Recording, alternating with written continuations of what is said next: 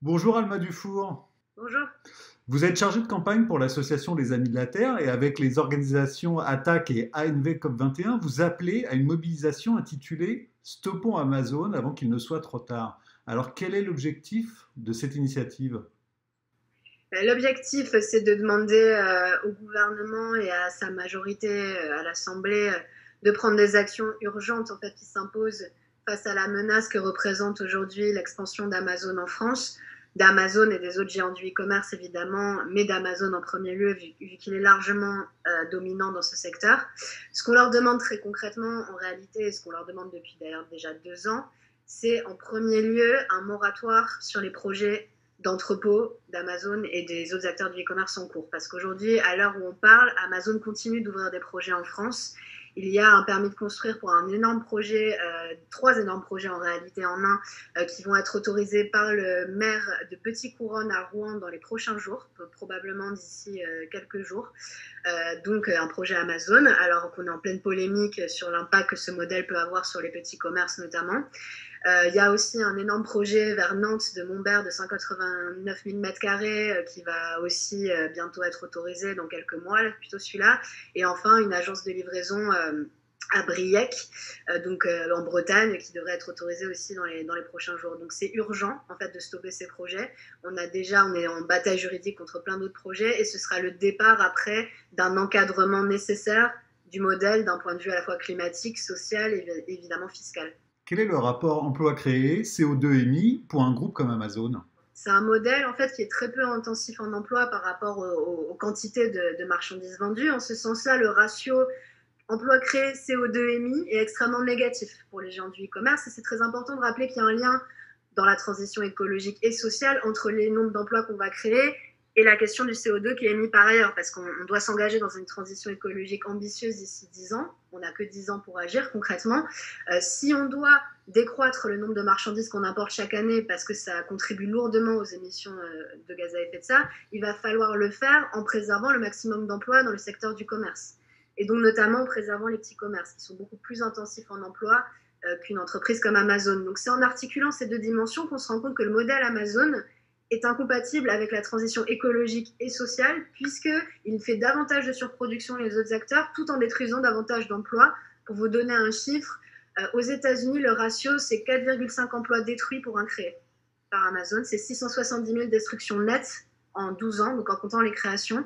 Donc on ne le voit pas encore en France parce que le modèle n'est pas encore arrivé à son niveau de développement des États-Unis, mais on a les chiffres qui nous viennent des États-Unis. On se dirige exactement vers le même scénario en France et on alerte les pouvoirs publics depuis plus de 2 ans déjà et par corruption politique en fait, puisqu'on sait maintenant qu'il y a des liens entre le président et cette entreprise, notamment et depuis longtemps.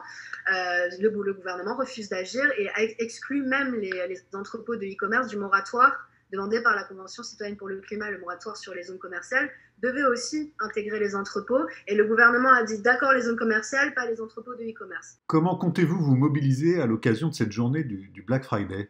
En gros, l'idée, c'est de se mobiliser dans la rue parce qu'on n'accepte pas le prétexte du confinement, alors que les commerces n'ont jamais fait autant face à la faillite. En fait, on parle déjà de faillites en cascade qui vont arriver. La gestion de la crise dans le commerce par le gouvernement est absolument déplorable, enfin, sur tous les plans, que ce soit sur Amazon, sur le manque d'aide, sur le refus d'annuler le Black Friday, enfin, j'en passe. Donc en fait, on ne va pas se laisser enfermer chez nous, on va sortir dans la rue, mais on va évidemment respecter les gestes barrières. Donc ce seront des actions plus à taille humaine, qui seront visuelles, symboliques, avec pas de gens massés les uns contre les autres, parce que l'idée, c'est pas non plus d'aggraver la pandémie dans laquelle on se trouve, et donc tout sera fait pour respecter toutes les consignes sanitaires, et on va se mobiliser contre des cibles politiques. Amazon est régulièrement montré du doigt, mais les Français continuent de commander massivement en ligne. Alors comment réagissez-vous à cette réalité? On se dit que déjà, les gens ne savent pas vraiment, pas autant. En fait, il y a aussi un vrai problème de diffusion de l'information. Combien de fois les gens ont vu un reportage sur la fraude à la TVA massive dans le secteur du e-commerce, par exemple? Je vais me dire zéro, parce que les médias n'en parlent jamais, alors que c'est une fraude qui a été découverte par Bercy, par exemple. Donc c'est déjà quand même intéressant. On parle même pas de choses très compliquées, on parle d'une entreprise dont les petits vendeurs, société écran sur le site, fraudent la TVA. Donc en fait, les bas prix que vous trouvez sur les sites de e-commerce comme ça sont des prix artificiellement fabriqués, c'est-à-dire par la fraude à la TVA, par la contrefaçon, voire même par le travail forcé dans les camps de Ouïghours. On ne va pas se mentir non plus. Par exemple, il y a probablement des liens assez forts entre les places de marché comme Wish ou Alibaba et aussi ce genre de camps de travaux forcés. Donc les gens ne sont pas au courant du trois quarts en fait, de l'impact des acteurs du e-commerce. Donc ça, c'est une première chose. Deuxièmement, après, oui, les gens sont. Tout le monde, en fait, a des contradictions. C'est-à-dire, on veut à la fois être un bon citoyen et en même temps, quand on est à la fin du mois, eh ben, on va prendre le truc le moins cher. C'est normal, on ne va pas jeter la pierre et surtout pas à des gens qui ont des difficultés de gérer leur fin de mois. Ce qu'on demande, c'est pour ça qu'on demande à l'État d'agir et pas juste aux consommateurs de ne pas acheter. En fait, ce qu'on dit, c'est qu'on ne se sortira pas de cette situation par une spirale par le bas. Les acteurs comme Amazon délocalisent, détruisent des emplois en France, font davantage de surproduction polluante. Dans ce sens-là, ils appauvrissent la société française. Ils ne payent pas non plus leur juste part d'impôts. Donc en fait, ils vont appauvrir tout le monde et créer des nouveaux consommateurs pour Amazon à la fin, puisque des gens qui ont moins de travail, avec des salaires qui stagnent, etc. Et je veux dire, c'est pas que Amazon, évidemment, mais j'utilise cet exemple pour parler d'un phénomène global. En fait, c'est pas en délocalisant, en écrasant les salaires ici, en précarisant les gens, qu'on sort par le haut de cette question du pouvoir d'achat. C'est en gardant les emplois, en payant des meilleurs salaires et en fabriquant des produits dans des meilleures conditions. Donc, c'est à l'État de nous sortir de cette spirale négative. Et ce qui est très intéressant, c'est que les Gilets jaunes l'ont compris. Par exemple, c'est un mouvement qui était quand même aussi très inspiré par les besoins concrets de manger, de pouvoir d'achat des gens. Pourtant, Amazon, c'est l'entreprise qu'ils ont le plus bloquée depuis le début du mouvement. Ils ont bloqué 22 fois Amazon parce que justement, ils sont loin d'être bêtes et ils n'acceptent pas le discours qu'on leur vend. Ah, vous êtes pauvre, prenez, regardez, c'est pas cher, etc. Eux, ce qu'ils voient, c'est des très mauvaises conditions de travail, une entreprise qui paye pas ses impôts, et ils trouvent que c'est pas juste et ça correspond pas au modèle qu'on veut construire.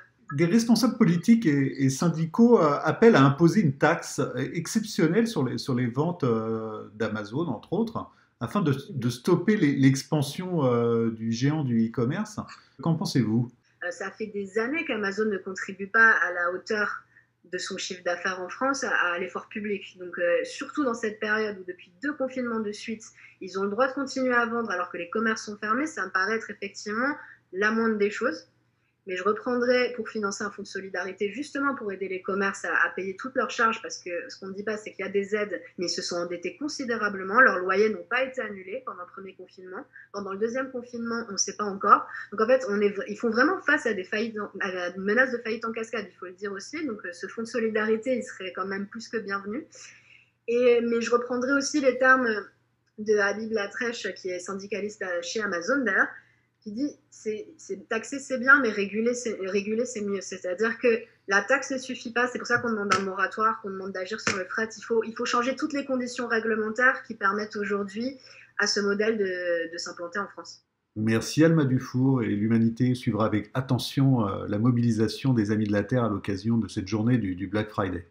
Merci beaucoup.